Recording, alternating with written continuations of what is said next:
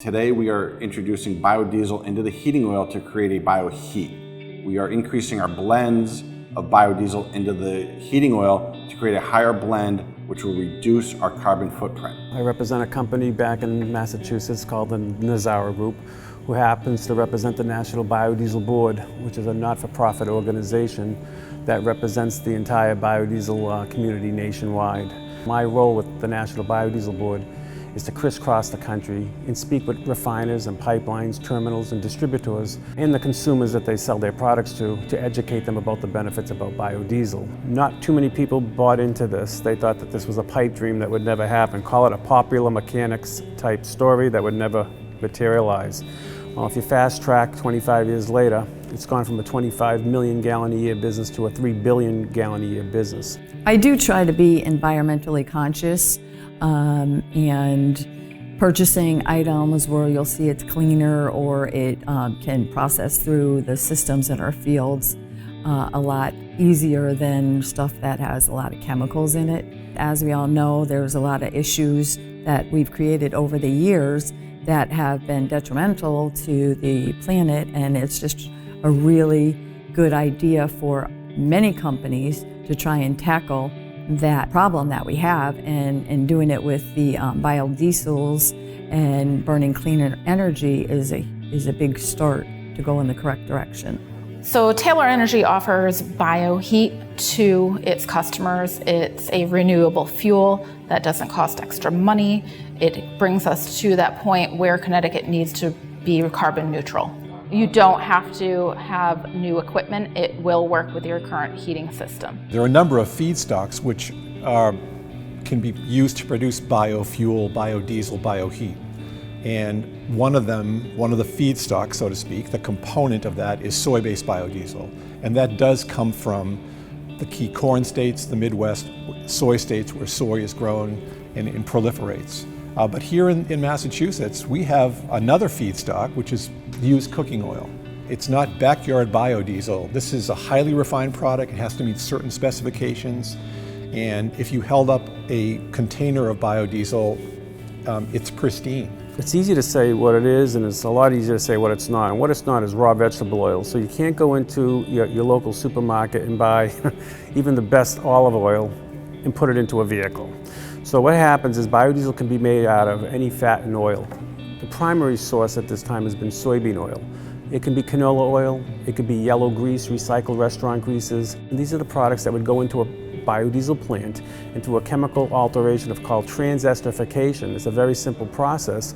They convert this raw vegetable oil or animal fat into a viable fuel for diesel fuel use and home heating oil use. Rhode Island was the first state that actually implemented a mandate. So in 2014, we started with a 2% requirement, a 2% bioheat requirement in every gallon of heating oil, and then ramping up to 5% by 2017.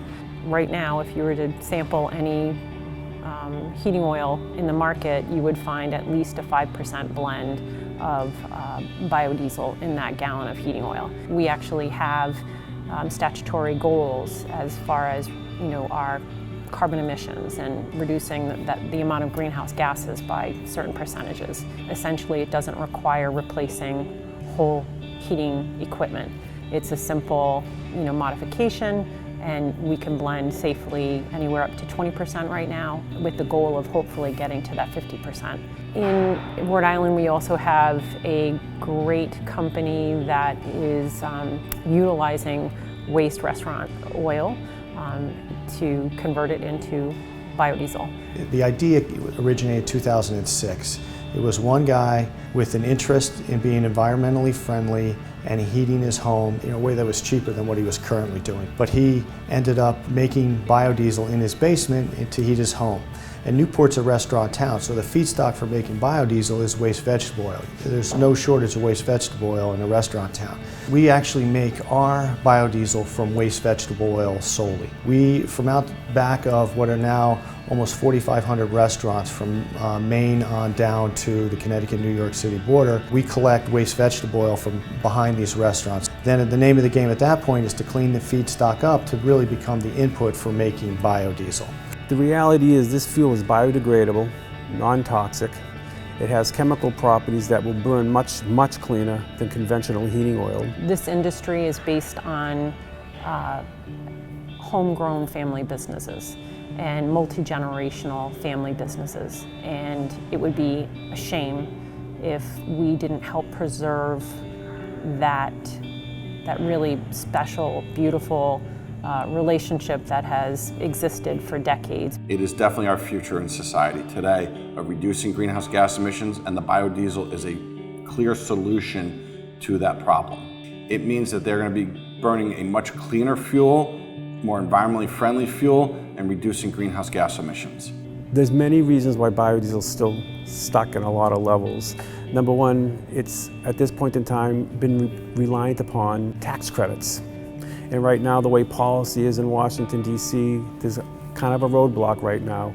The growth is happening, but I think for our industry as a whole to survive, we have to really accelerate that growth. So I think the solution is continued education. I see the future being almost 100% biodiesel usage out there. Heating oil going away and turning into biodiesel. It is not much different than when my grandfather originally was in the business, when he was delivering coal. Eventually that went out of business and it turned to heating oil.